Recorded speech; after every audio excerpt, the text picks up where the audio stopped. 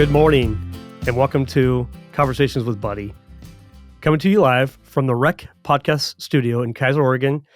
I've got a great guest this morning. I can't wait to introduce her. By the way, we do these podcasts every Friday morning, and we drop those, and we're hoping that the story or stories of these people impact somebody, and we hope that somebody is you. So today, I want to welcome my guest, Marjorie Dudley. Good morning. Morning. Hi. How are you? I'm awesome. You're I'm awesome. excited. Well, tell me why you're excited and why are you awesome? I want to hear.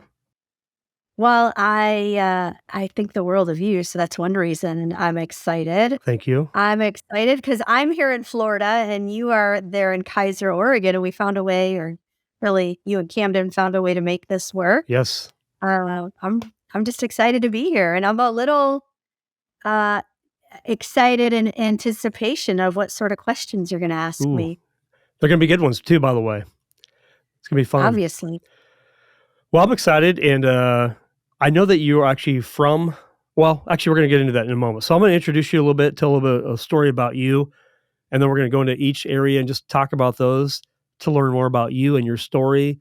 And we have a lot to cover, so it should be fun. Okay. All right. So here's what I know about you so far. You're a wife. And by the way, how long have you guys been married? We just celebrated 14 years in October. Tell me your husband's name. Jason. Jason. So 14 years that you guys have been married.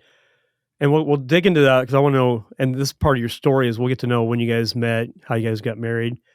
I love this. You're a karate dance mom to York and Averly. Yep. We'll talk about those ages here in a moment.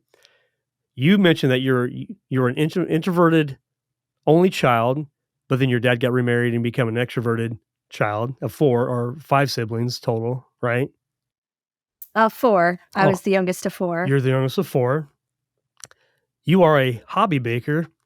I don't know that term, but I think that sounds good because I love to bake as well, and I'll be interested to hear what your favorite thing to bake is. You are a fellow believer. I think you grew up Catholic. Is that right? Mm-hmm. And still am. Yep. Still am. Cool. And then lastly that I know about you is you're a coach. You work for Southwestern Consulting. You've been coaching for around 6 years. So that might be the last thing we talk about. So let's just dive in real quick and just talk about maybe where you grew up. And I know you moved to Salem. You lived in Salem for a while, then now you're in Florida. But so where'd you grow up? What was life like where you grew up? And how'd you migrate to Salem and then to Florida?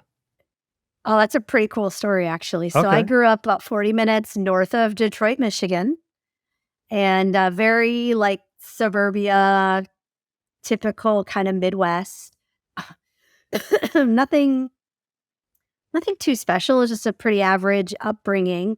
I went to college on the west side of the state, aptly named Western Michigan University, and in the middle of my freshman year, I saw a post, like a sign, like an 8x11 printed sign on the elevator door that said, our student internships, average student makes $8,000 in a summer. Wow. Now, mind you, this is 1998. Seems like a lot of money. So, yeah, for a kid now, $8,000 is still pretty good money. Yeah. So 1998, 8,000 in a summer was an insane amount of money. And I was like, I like money.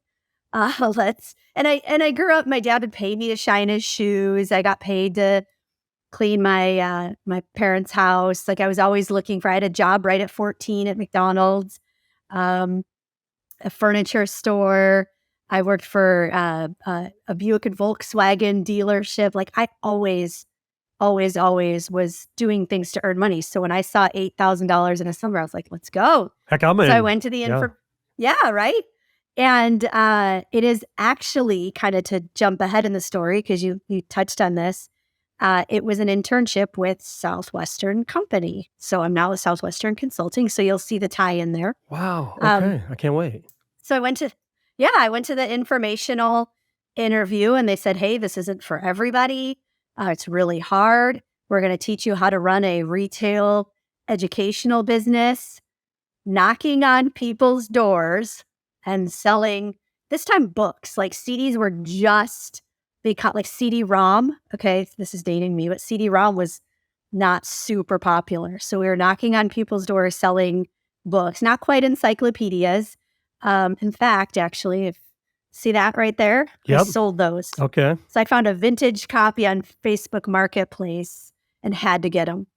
So I said, okay, let's do this. I told my mom. She was super supportive. Several years later, when I asked why she was super supportive, she said, well, you weren't really ever a finisher. Ouch. Like I wouldn't finish what I would start. She said, I knew if anyone was going to help you finish, it was going to be these people. So I was like, whoa. I found that out years later. But when I told my dad, the conversation went, hey, Dad, I'm going to sell books door to door. And he's like, where? And part of it is you don't know where you're going until like right before you leave. So I was like, I don't know. And he's like, well, where are you going to live? And you live with host families. And I was like, I don't know. And he's like, well, what guarantee do you have that you'll make any money? And I was like, there is none. Sweet. So it was, yeah. So my dad, protective dad of daughter, and I'm his only daughter. So even though when he got remarried, there was three others, but he actually was like, no, you're not. And I was like, yes, I am. And that happened a few times, and then he actually hung up on me. Wow. So I went and sold books that summer in Salt Lake City, Utah. We did, in fact, knock on doors and find a host family, believe it or not. And it was an amazing experience. And I think I made about $12,500 that summer. No kidding. I won a trip to Mexico. They call it the Sizzler trip.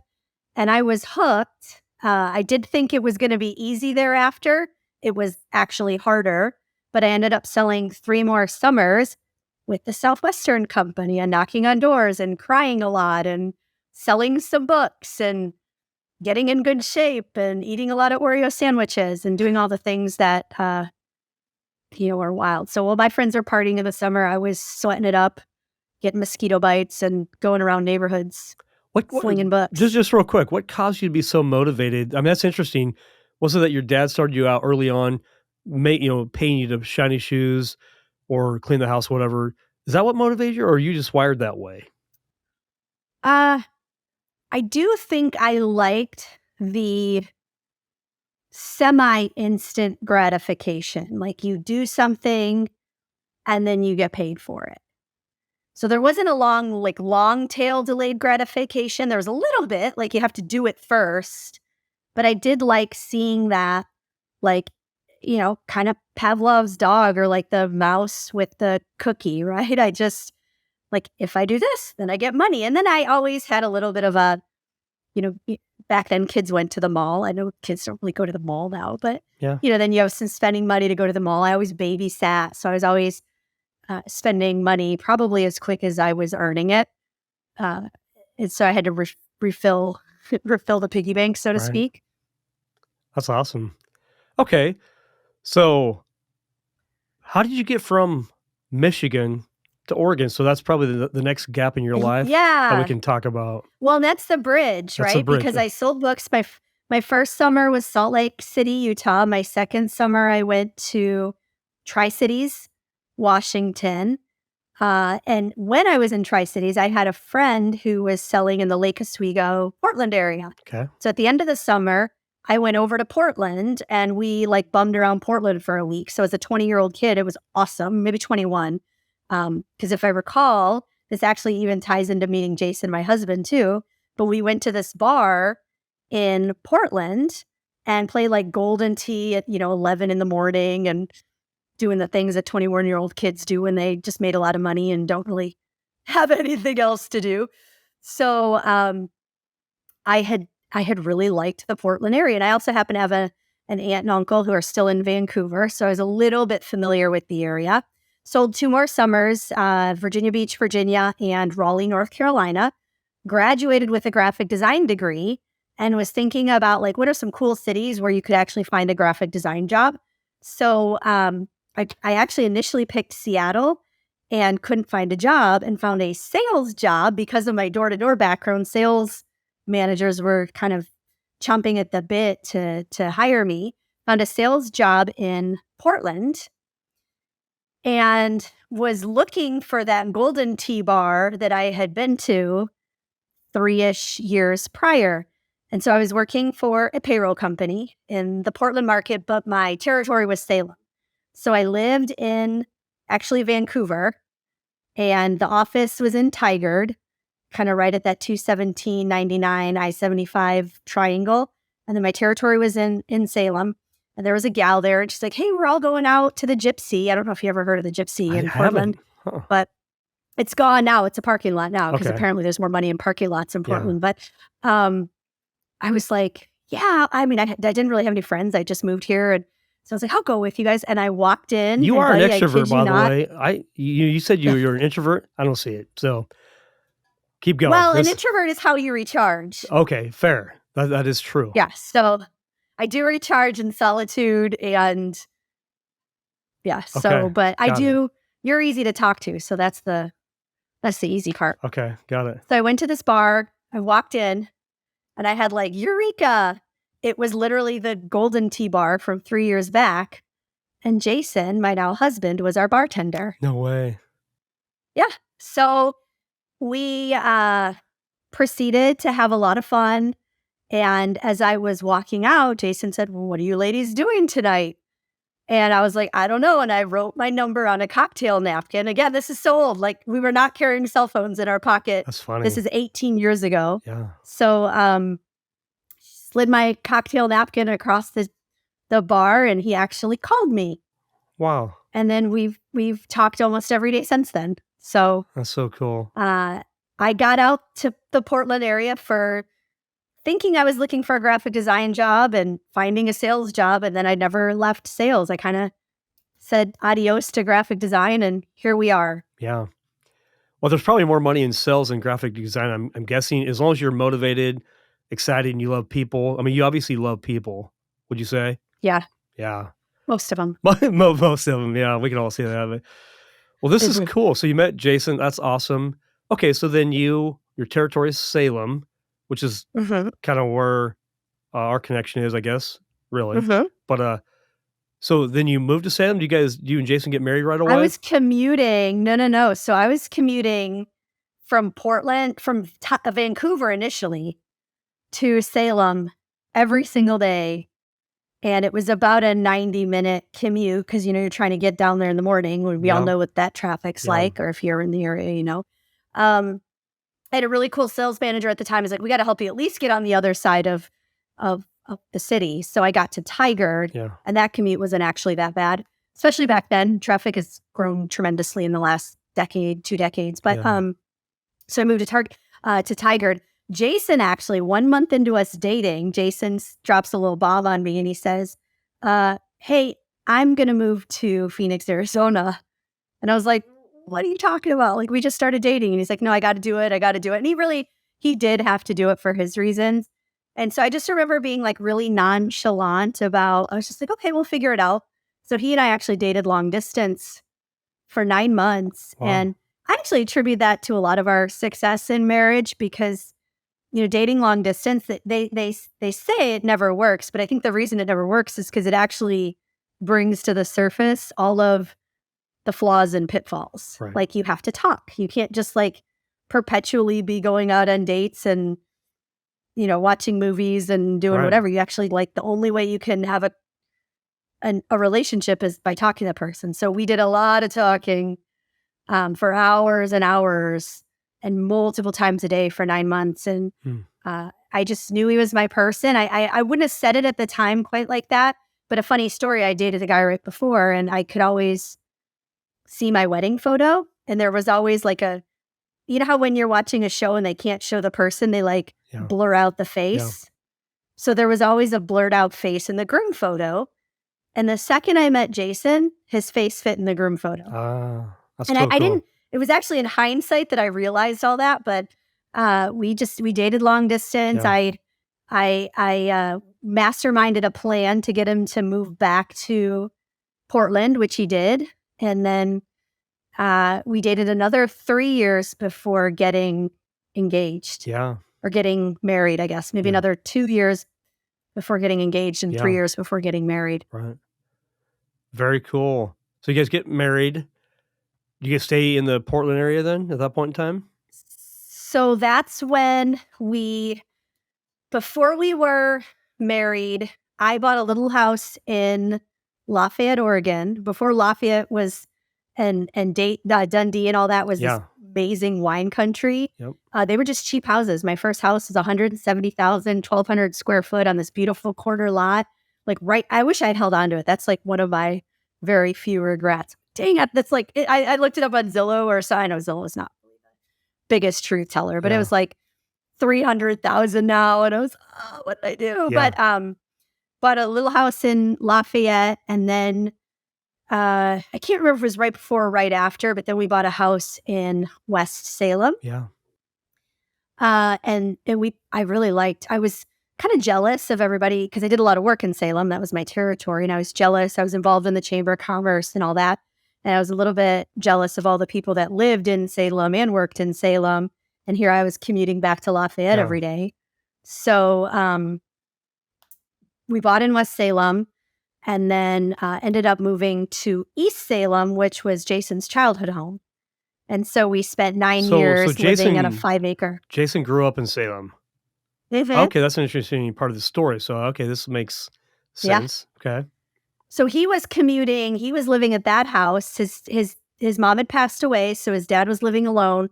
So Jason actually moved back in with his dad and was commuting up to Portland to the Gypsy to work while I was working in, or my office was in Portland, but I was commuting down to Salem to work. Right. So we were kind of doing all this Backwards, path. Yeah. We ran the math too. We kind of worked the numbers. We actually think he might have been the bartender the day that I visited the bar 3 or 4 years prior, because that was his shift. That's funny. So that was kind of weird. Yeah. But we ended up moving into his childhood home, and it was a beautiful 5-acre piece of property, right? Like 10 minutes east of that Costco on 22. Yep. And which doesn't exist anymore, by the way. Well, we sold it, so it exists for somebody, but I'm saying you can't get too many more of those. I'm saying the Costco doesn't exist there. It moved. Oh, the Costco doesn't exist. Yeah, I had no idea. It moved out south off of Kubler. That's got to be fun. It's probably twice as big. Anyway, little side story. Really? There, yeah. Yeah, so I didn't know that happened after we left. Yeah. So we've been gone about 18 months now. But we had this great property. They custom built the house. It had a beautiful view of the sunset. Our neighbor had a big pond. We had cows. We had chickens. Wow. It was a great 9 years. We lived there until, so what's Averly now? She's 12. So we lived there until she was 9.5, 10. Yeah. And York was born in that house, and it was a great property for 9 years. We really love it, and it holds a special place in our heart. That's cool. A couple things I didn't know. You guys were farmers. I mean, you guys have chickens and cows and stuff, so that's cool. Let's talk real quick. I know you moved to Florida, but you have 2 kids, Averly and York. Averly, as you said, she's 12. She's in 7th grade. Mm-hmm. York he's 5? 5, yeah. And there's a story behind this. So walk us through the story. Then what I want to hear is kind of your migration to Florida and what would make someone move to Florida. This is interesting. This is completely across the country. So it's a big deal. Completely. I want to hear all about that. Almost diagonally. So I found out I was pregnant with York in 2016. And when I was about 13 weeks pregnant, I was feeling really tired and my leg was hurting. And I went to get a massage. There's a great lady who does massage in the area. And I was just telling her that. And she's like, I don't want to scare you, but that sounds like a blood clot. Oh. No way. I woke up the next morning. Now, mind you, this had been progressing. I'd been noticing it, but I just thought any woman who's been pregnant, you're like, hey, that sounds pretty normal. And I'd had a fairly rough pregnancy with Averly too, a lot of nausea and all that fun stuff. But I woke up the next morning, and in our master suite, my side of the bed to the bathroom was probably 30 feet at most. And I was in excruciating pain, in tears, just walking that far. Wow. And Jason said, you need to go to the doctor. So my father-in-law actually took me. They ultrasounded my leg, and I had a blood clot from my knee to my uterus. I didn't know it was that big at the time because they don't really tell you. Doctors are funny. Anybody's got a lot of medical stuff, they kind of keep you in the dark. Yeah. So I had to go to the hospital, make sure they did a scan to make sure it wasn't in my lungs and going to cause like a pulmonary embolism. So they're like, "You're not pregnant, are you?" And I'm like, yes, I am. And so then I had to sign away, like, we're going to radiate you. And the suspicion now, so York was, like I said, 13 weeks. At 20 weeks, we went for the gender ultrasound, and it was taking forever. Yeah. And Jason was with me, and the second the ultrasound tech left, I looked at him and I said, "Something's wrong."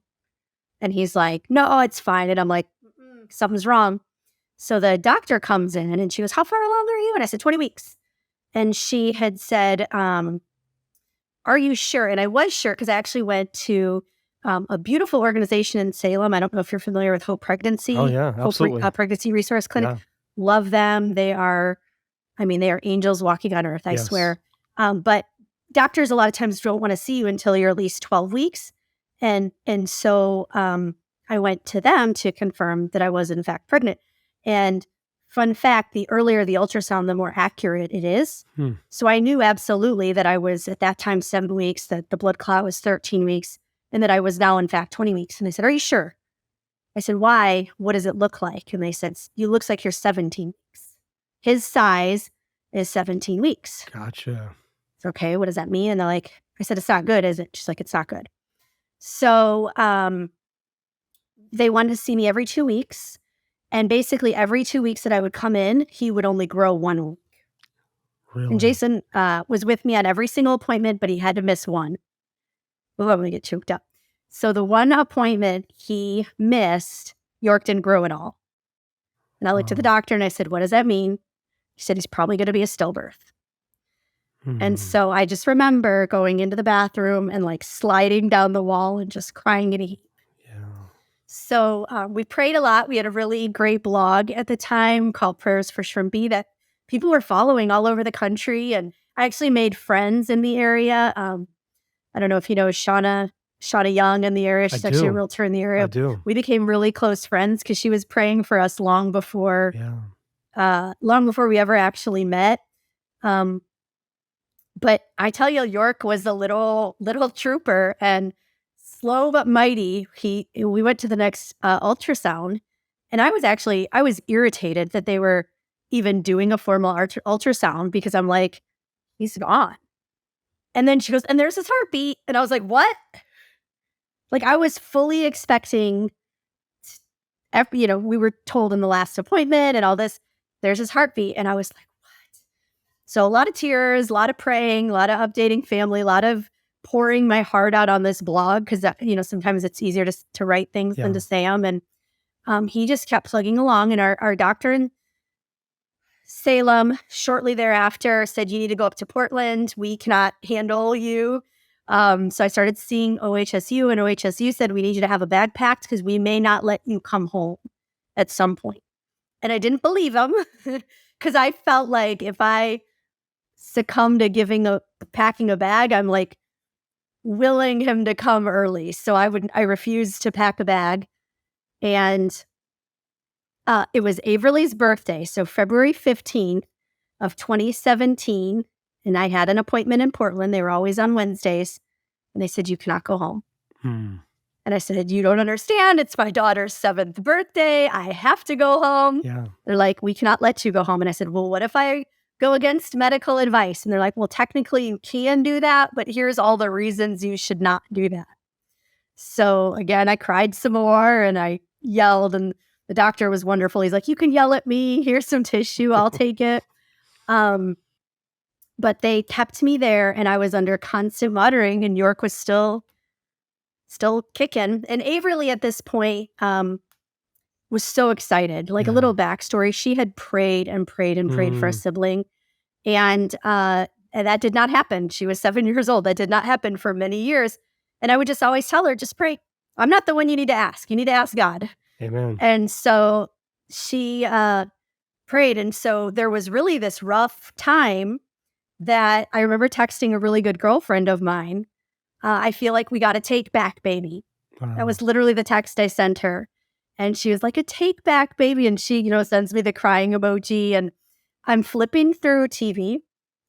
And, we lived out in the country, so we didn't always get all the stations. Yeah. And there was this random preacher on some random channel that we never get. And he was giving a sermon on, I believe it's Romans 8:9 or something like that. But God's gifts and his call are irrevocable. And I was flipping so fast, I passed it, but I heard it. And I went back and I was like, did you just give me that message? Like, your gifts are irrevocable. You gave us this gift. And I had this intense peace that this gift was not being taken back. So we get to the hospital on Averly's birthday. They don't let me go home. Send the in-laws and my mom and everybody to go celebrate with her and do my best to talk with her. And she's sad, and I get it. And we're just praying for more time. At this week, I'm 28 weeks pregnant, which is not a great time to have a baby. It's not, especially one that is actually only measuring about 20 weeks in size. So they're saying to me things like, they're saying things like, well, we may not have tubing small enough to give him the IVs that he needs. So it's not, so one of the things he had going for him is because his age, your lungs develop based on your age, your gut and GI health and all those things develop on your size. So his gut was in bad shape. His lungs were actually proving to be a little bit better. I was able to get a steroid shot to help him out. And just one day shy of being 29 weeks pregnant, I was waking up in the hospital bed and I was about to put a bite of food in my mouth. Actually, I did get one bite of food in my mouth. I didn't even chew yet. And the doctor says, we're prepping you to deliver today. He needs to come out. 29 weeks and the size of a 21-year-old, or 21 week. And so I had that blood clot, so I was on blood thinners. So they actually needed to wait 12 hours to do the surgery. So they finally get me into C-section. So it's an emergent C-section, but it's an urgent, but not an emergency C-section. Jason's with me. My mom was there. My in-laws were nearby. So like all the family was close. They do the C-section. I have a problem with anesthesia and it wears off me really quickly. So I expressed that concern. And by the end of the C-section, I was feeling what they were doing. And it was taking extra time because I was bleeding a lot from all the blood thinners. They whisk York away, and I don't even know if he's alive. I have no idea if I just delivered, excuse my crassness, but a dead baby. And that's how it felt, that raw and that like, what is it? So Jason comes back in and I'm like, well, what? Like, nobody told me. Nobody goes like, hey, your baby's alive. Jason, and I actually looked at Jason and had to ask him, like, is he, so they got a picture. He was there. It was very touch and go for his first few weeks in the NICU. He wasn't tolerating foods. He got a thing called necrotizing enterocolitis, which we now know is actually either caused or increased by the formula fortifiers that they give you in the NICU. So that's a whole nother story. But necrotizing enterocolitis can be very fatal or lose these balls, obstructions. He had a problem keeping his oxygen saturation. And basically, he was in there for 3.5 months. So in that time, I was still doing what I'm doing now, but I took a way step back. I would work 8 to noon. I would drive up to OHSU. I would spend noon to 5 with York, which if you ever have had a baby, which I know you have too, right? 2, yep. Babies need to be held more than 5 hours a day. Right.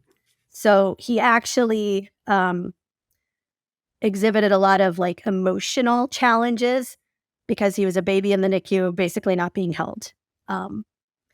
So we finally get him home at 3.5 months, and I have to fight to get him home. And because he's still not taking bottle feeds fully. So I have to say, I remember just feeling like emotionally, this is not sustainable for him to be ignored 19 hours a day. Not that the nurses were ignoring him, but they're not there to hold babies. They're there to like keep babies alive. So 19 hours a day, he's not held. He's crying constantly. It's taking a toll on his weight gain. It's taking a toll on his emotional health. So I fight to get him home. I'm like, we need to get him home, whether he's on a tube feed or not. And so we get him home on his tube feed, and they teach me how to do, like, he had a tube go up his nose and into his stomach. Wow. And again, we were still fortifying with formula. We didn't know that that was bad for him. So he was also vomiting around the clock. So while I have Averly at home, even though York's not getting enough of my time, Averly's not getting enough of my time because I'm getting home at dinner time. She's a 7-year-old kid. She's got about a 7:30 bedtime. Yeah. So I'm seeing Averly for 1 hour a day, and she's having a hard time emotionally because mom's gone. So it was very tough times, but Averly, man, she just grew into this big sister role. And when her brother came home, I mean, the two were random strangers will say things like, I could just see the love that they have for each other. That's sweet. That people just see it. She just, there is just truly a kindred spirit. Now he's a little bit at the age he bugs her sometimes, but oh man, siblings, yeah. But they love their each love other. is just incredible. Yep. So we fought to get him home. The formula was causing reflux. The reflux was causing vomiting. The vomiting was creating aspiration. So then he actually had to be on inhaled oxygen 24/7. So we had him 22 hours a day tube fed and 24/7 oxygen. So we would pack oxygen tanks, and we would pack his feeding backpack, and we would go to Mass at Queen of Peace in Salem, and we'd be carrying the tank behind us, and like the whole church kind of knew who we were, and went to, healing services, healing masses, anointing us sick, and all these things that are really a big part of our faith. And he just kept plugging away. We were told, one more story, I was outside of Averly's dance class in downtown Salem, and I got a call from his cardiologist. And his cardiologist says he has pulmonary vein stenosis. So that's the thing that the old people seem to get and tends to kill them, unfortunately. They have to do angioplasties. They insert a balloon, they stretch it. And I said, okay, what does that mean? And he says, not good.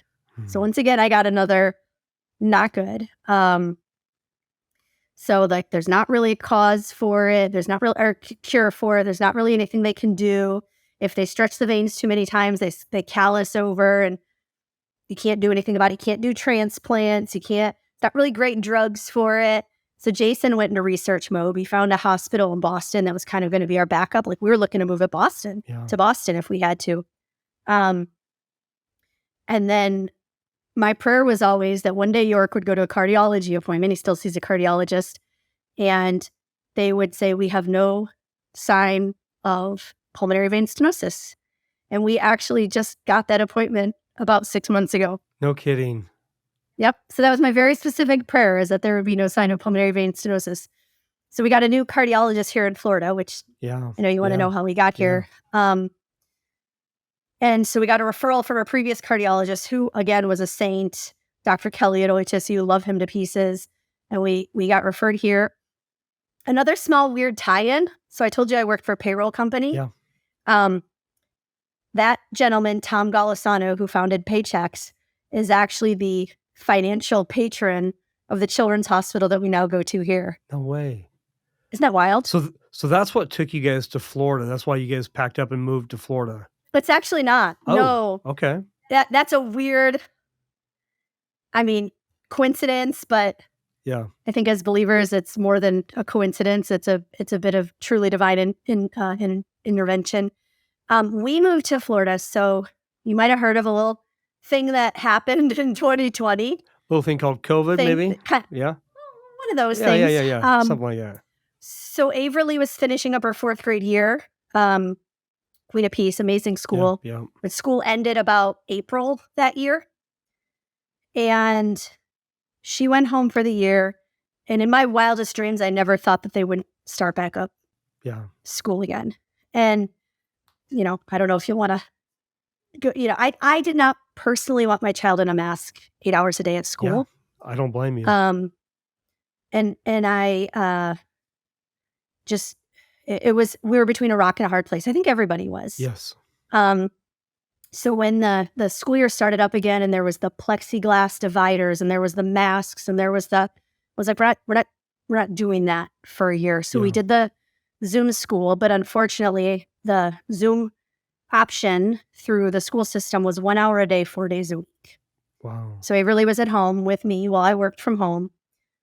one, and she would have school for 1 hour a day, 4 days a week, and the learning just disintegrated. Yeah. The social impacts were massive. My happy-go-lucky, chipper, like friend-making girl was a mess. She was a puddle most days. She was frustrated. She just like academically, emotionally, everything. And so we went through a whole nother year of that. And it was about November of 21. And my husband and I were on the same page. We said, enough. There are states that are open. There are states that are kids are in school. There are states where they'll let it be the parent's choice of what's truly in the best interest of the child. Let's go there. And so we looked at Idaho. Idaho, surprisingly, was not as open as it seemed, at least not Boise area. But Florida was. And so we picked Florida on a dime. We bought our house, brand new construction, sight unseen, and just said, that one, let's go. Love it. And so that was it. That was the reason. It was honestly in the best interest of our children, and no looking back. Like her school's great.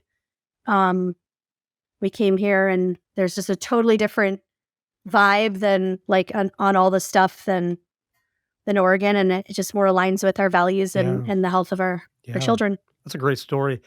Well, hey, we're going to wrap up here in just a moment, but what I think I recognize from you, I bet your faith grew a lot during the time of York being born and seeing your little girl pray and you pray and your friends and family pray, and that God does answer prayer.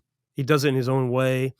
Sometimes it's not always what we do pray, but God is real. And I bet your faith grew a lot during that time. It would be tremendously. Just a guess. And we had to pray a lot for God's will to be done, not just what we wanted. Of course, we wanted York to survive and thrive, but every prayer had to be around your will be done. So that was huge for us as a family. Yeah, letting go and letting God do his thing, which he's the best one to do whatever he's going to do. He's going to do what he's going to do anyway. So good. Well, let's wrap up on a really fun note. That was really heavy, by the way, and people need to hear that story. A lot of people have gone through the same story, and they haven't really expressed it. So thanks for sharing that. Let's wrap up on a fun note. You've been a coach for 6 years at Southwestern Consulting. And I just want to wrap up on, what do you do? What do you love about it? What's your future look like with Southwestern Consulting? So, you heard my story, Selling Bookstore to Door. This is now a sister company of that company. We, the collective organization, had been asked time and time again to teach the sales training tools and tactics and techniques and mindset and all that to corporate entities because of what these book kids were learning. And so the amazing idea was born to have actually our own coaching division. And so I joined 6 years ago, and it really felt like a coming back home because our company culture is really one of collaboration and supporting one another. And, you do reap what you sow, and personal development and personal transformation from the inside out. So I get to be a sales and business and leadership coach. Wow. Meaning that the bulk of my job is helping people achieve their goals, their business goals, their financial goals, their family goals. And we have what we call a practitioner model. So we do coach a lot of salespeople and sales leaders and business owners. And so as coaches, our aim is to also practice the principles and the habits and the things that we're working on with our clients. So I sell coaching, and I deliver trainings, and I am a speaker, and I do make phone calls, and I do prospect a lot of my own clients and potential clients. I do recruit, and I do hire people. And so the biggest payback for me and why I got into coaching several years ago when I did was for me that there was nothing greater than that feeling that in some way or another, someone said, my life has changed in part because of something you've helped me do. They're doing it. I'm not doing it. It's all them. But the fact that I've seen people double their income. I've seen people get massive promotions. I've seen people have better relationships with their kids and their spouses. And all because they have an outlet, someone to hold them accountable, someone to challenge them, someone to see them through the tough parts of their life and their business and say, okay, like, how do we figure it out? How do we move you forward? So I have some clients. I have a couple clients that are on 150 calls with me or 160 calls. So it's around, I don't know, six years from when I started. And I love the impact piece. I just feel like in some small way, I'm giving back to the world. Yeah. Well, I know, so here's my affiliation with you guys is you guys coached our branch and we did a workshop and it was really cool. I learned a lot from Amy Donaldson, great coach. Yeah. She wrote a book also, which is cool. And then she introduced me to you, and apparently you and I should have known each other when you actually lived in Salem, but I don't think I ever met you. Yeah. But actually going through a process of deciding I want to go work for Southwestern myself, I have talked with you for a lot here in the last couple months, and you've coached me, which is interesting. And there's one thing you told me that was really interesting was because I'm in the mortgage industry, and so we grind a lot, we make a lot of calls, and we work hard, and blah blah blah. Right? We all do the same thing, but you can do all the things and do it wrong, or you can just do wrong things and get no momentum. But the thing about you is what you said to me was, buddy, there's you, there's the client, and there's God. Everybody has their own part. The only thing we can control is what we do. And I think that really helped me, even 24 years in the mortgage Yeah. industry, to getting into coaching is don't worry about it. Just go do the thing you do best and let Yeah. the client decide whether we're worth coaching or not. And God does the rest. And Yep. that's the part that I like a lot. It removes a lot of Yeah. pressure, by the way, because as salespeople, we carry a lot of pressure to perform, but we don't need to perform. We just need to provide advice, impact, love, that we actually care. And I think that's what I get from you is you're 6 years into this company, but you actually have a longer history with them. I didn't know that. And I think you have Yeah. a real passion and you impact me. So that was cool. Thank you for that. And I got to give credit where credit's due. That's actually from my mentors, Dana Potoff, Ron Elford. But yeah, my business, your business, or the client's business, and then there's God's business. And so just praying every day that I have the words to, that God gives me the right words to impact the people that need and want to be impacted, and that they have the ears to hear my message and hear my heart. Yeah. And then trying to remove the pressure, especially like you said in sales, and there is a lot of pressure out there on social media. There's a lot of pressure out there, but Yeah. trying to stay focused, keeping the main thing the main thing. Ooh, keep the main thing the main thing. Well, hey, we have to wrap up here. I mean, I know we could probably do this literally for 8 hours. This is fun for me. I hope it's fun for you. Great time. I hope that your story impacts somebody. It only needs to be one person, but I really believe, and I'll be praying too, that your story impacts somebody. And really enjoyed having you be on here. I know for a fact we'll be having you on here again in the future as we work together. I'm really excited about that, what that journey looks like. I know Southwestern Consulting is based out of Nashville. That is a true story, right? Yeah. When Nashville was the southwestern part of the United States. Yeah, yeah. So 170 years ago, there wasn't much of this left coast where you're sitting. Yeah. Well, I mean, the coast is there, but not as official. So yeah, we've got some deep roots. Nashville's a cool place to go. We'll see you guys live in January. So I'm excited for sir. that. So, well, hey, we're going to wrap up. Marjorie, thank you so much for being a part of the podcast. We thank the Rec for allowing us to be here and hosting this every week. The Rec, I don't know if you know this, it's a bowling alley, but it's a ministry.